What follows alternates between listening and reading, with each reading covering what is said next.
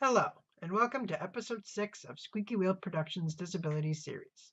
This is the third episode of our Access and Inclusion mini-series, and today's topic is accessible transportation. Let's talk about it. So what is accessible transportation? Accessible transportation refers to transit networks and transportation systems that are adapted for people with disabilities. They are especially common in urban areas. So what makes transportation accessible? First of all, the vehicles must be accessible.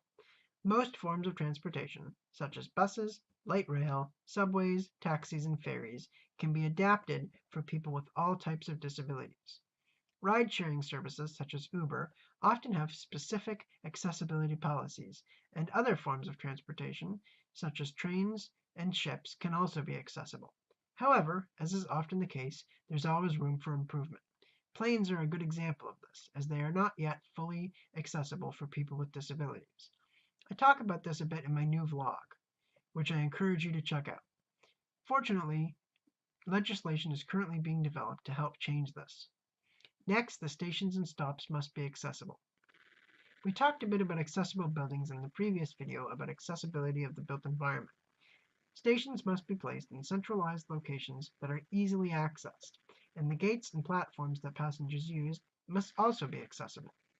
In addition to the stations and stops, the routes must also be accessible. In other words, all amenities along the route, such as schools, hospitals, shopping malls, and hotels, must be fully accessible. Finally, like we talked a bit about in our previous video, there must be staff readily available to provide assistance and information to passengers as required. This is to ensure that their trips are as successful as possible. Vancouver is a good example of a city with accessible transportation, as all of their mass transit has been adapted for people with disabilities.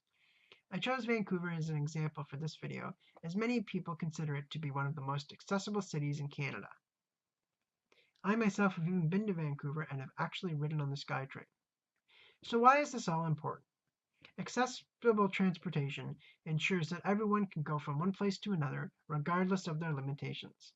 This is especially important for people with disabilities and individuals who do not have access to their own transportation, as it gives them the independence to go places and to participate in the activities that they need or want to do.